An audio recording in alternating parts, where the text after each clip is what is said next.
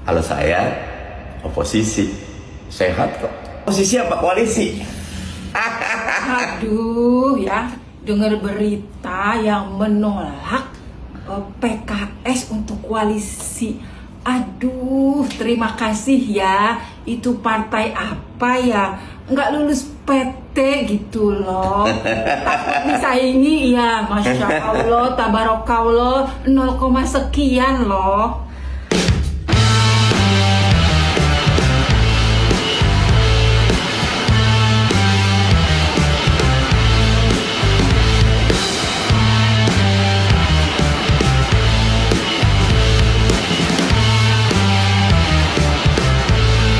Halo pemirsa, bertemu dengan saya Nong Darul Mahmadah dalam program Ngeteh Nong. Biasanya saya didampingi atau ditemani oleh narasumber, tapi sekarang saya ingin sendiri dulu ya. Untuk ini kangen aja sih buat pemirsa MPTV atau Merah Putih TV. Nah, kemarin pemilu udah selesai ya. Mahkamah Konstitusi atau MK juga udah memutuskan menolak gugatan pasangan 01 Anies Baswedan dan Muhaimin dan juga pasangan 03 Ganjar Pranowo dan Pak Mahfud MD. Meski ada 3 hakim dari 8 hakim yang menyatakan dissenting opinion, namun begitu tetap aja hasilnya menolak gugatan 01 dan 03 yang akhirnya KPU menetapkan Prabowo dan Gibran terpilih menjadi presiden dan wakil presiden kita. Nah, keputusan ini ya kita nggak suka atau nggak mendukung ya kemarin, tapi ya kita tetap harus menerimanya. Karena ya kalah dan menang dalam kompetisi, kan pemilu itu kan kompetisi ya, itu kan biasa, namanya juga demokrasi. Meski kita kan merasakan nih buat yang kalah gitu, pemilu kemarin itu sungguh-sungguh brutal, itu kan terbukti dari dissenting opinion 3 hakim itu ya, artinya itu juga diakui lah gitu. Nah sekarang kita gimana? Ya kita lihat nih permainan politik selanjutnya setelah Prabowo Gibran ini terpilih. Nah kita lihat nih ada 2 partai yang tadinya berkompetisi melawan Prabowo Gibran yaitu Nasdem dan PKB udah merapat ke barisan Prabowo. Padahal dalam pemilu kemarin, Pilpres kemarin kita lihat Nasdem dan PKB ini yang mengusung Anies Muhaimin ini paling nyaring bilang teriak perubahan dan antitesa Jokowi. Kita tahu kan bahwa Prabowo itu didukung oleh Jokowi sebagai calon presiden dan menempatkan anak sulungnya Gibran jadi wakil presiden. Tapi teriakan perubahan-perubahan itu dengan merapatnya Nasdem dan PKB itu ternyata hanya basa-basi doang. Ya politik pragmatis lah itu. Nah jadi ada 2 partai lagi nih yang kita belum tahu apakah akan bergabung atau berada di luar pemerintahan Prabowo, yaitu PDIP dan juga PKS. Nah, kalau PDIP itu kita tahu semua tergantung dari sikap Ibu Mega sebagai ketua umumnya yang sampai sekarang itu belum bersedia menerima Prabowo meski sudah ditetapkan oleh KPU dan konon saya juga dengar usaha untuk menemui Ibu Mega itu udah sering sekali dilakukan. Bahkan kalau kita lihat sepak terjang dari Ibu Mega ya, itu masih istilahnya dalam tanda kutip melawan loh. Dan ada satu tahap lagi yaitu PTUN yang dilakukan oleh PDIP yang sekarang masih berproses ya. Dan itu juga masih dilakukan oleh Ibu Mega yang artinya apa? PDIP itu ya mungkin masih panjang ya dan itu nanti kita akan bahas tersendiri.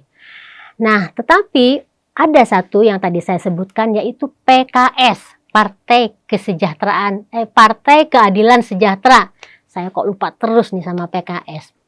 Nah, PKS ini belum jelas nih sebenarnya kalau kita ngelihat dari sepak terjang partai ini udah ingin merapat banget ke Prabowo. Waktu halal bihalal kemarin di markasnya ya, di kantor DPP PKS-nya itu sempat katanya mau dibuatkan kayak red carpet, karpet merah buat kehadiran Pak Prabowo, tapi ternyata Prabowo-nya itu enggak hadir.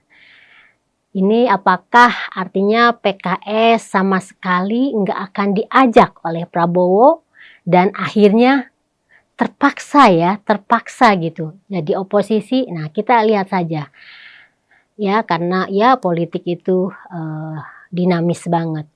Nah, pemirsa, kalau kita ngelihat PKS dan hubungannya dengan Prabowo itu kan sebenarnya erat ya, karena kita tahu bahwa PKS itu mengusung Prabowo sebagai capres itu 2 kali loh di pilpres-pilpres sebelumnya, pilpres 2014 dan 2019, tapi ya itu kalah terus kan, karena waktu itu lawannya Jokowi gitu. Nah, ketika di tahun ini di pemilu sekarang 2024 lah kok dilalah Prabowo menang, PKS malah mendukung Anies yang kalah. Artinya apa? Sebenarnya ya PKS itu hubungannya dulu itu baik gitu. Cuma mungkin sekarang itu ya bukan rizkinya PKS.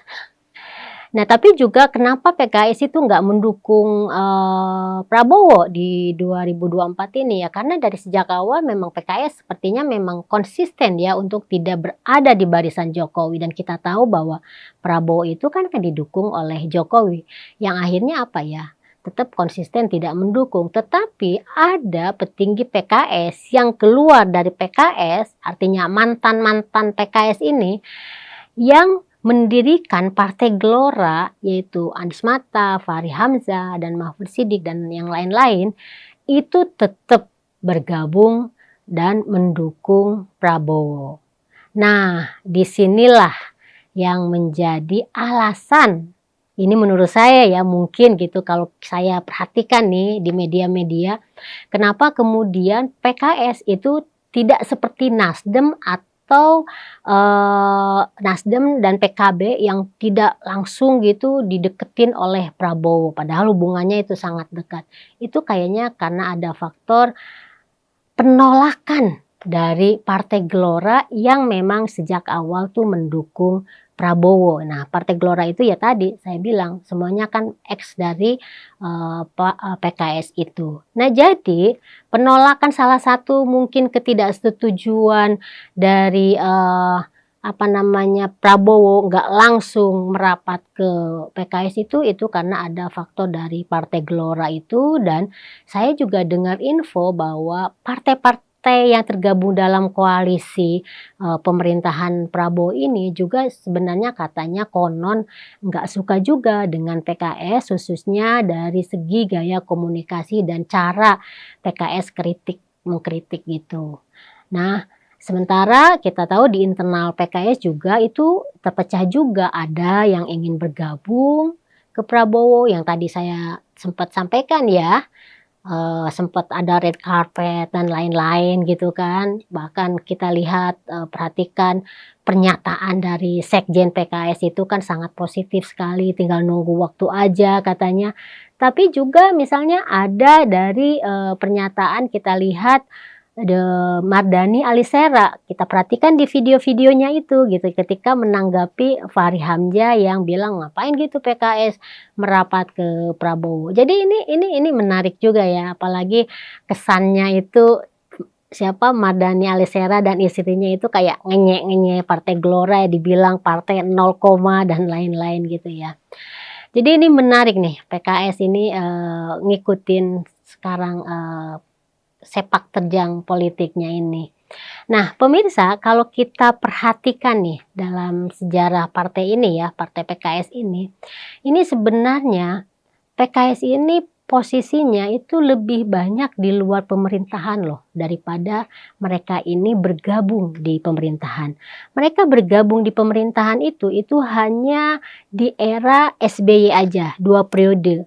Makanya kemudian di era SBY itu ada posisi menteri buat PKS ya, kalau nggak salah waktu itu Menkominfo dan Menteri Pertanian kalau nggak salah ya. Nah, tetapi di era presiden-presiden yang lainnya, misalnya Gus Dur di tahun 2000 ya, itu Hidayat Nur Wahid itu menyatakan tidak mau bergabung dengan pemerintahan Gus Dur karena alasannya dibilang Gus Dur itu pro Israel ya. Nah, di era Megawati juga Ibu Mega PKS juga enggak ikutan dan mereka berada di luar pemerintahan. Itu alasannya karena memang perbedaan ideologi yang sangat-sangat kontras dengan PDIP. Kita tahu kalau PDIP ini kan nasionalis, religius nasionalis ini ya, Indonesia banget gitu. Nah sementara kalau PKS kan kita tahu lebih ke dalam tanda kutip Islamis gitu kan, religius gitu. Nah di era Jokowi ya, di era Jokowi selama 2 periode itu juga PKS kembali berada di luar pemerintahan karena kita tahu kan Jokowi ini didukung partainya itu oleh PDIP yang jelas-jelas seperti di era Megawati gitu, itu enggak pernah nyambung, enggak pernah connect gitu. Secara ideologis itu berbeda. Nah, jadi pemirsa, kita pengen tahu nih ke depannya kira-kira PKS ini akan jadi bagian dari pemerintahan Prabowo atau jadi oposisi, artinya di luar pemerintahan. Nah, kita akan lihat aja ya, karena permainan politik ini masih terus berlangsung.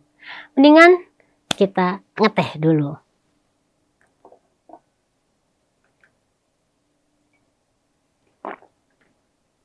Sekian dari saya, terima kasih, dadah, salam.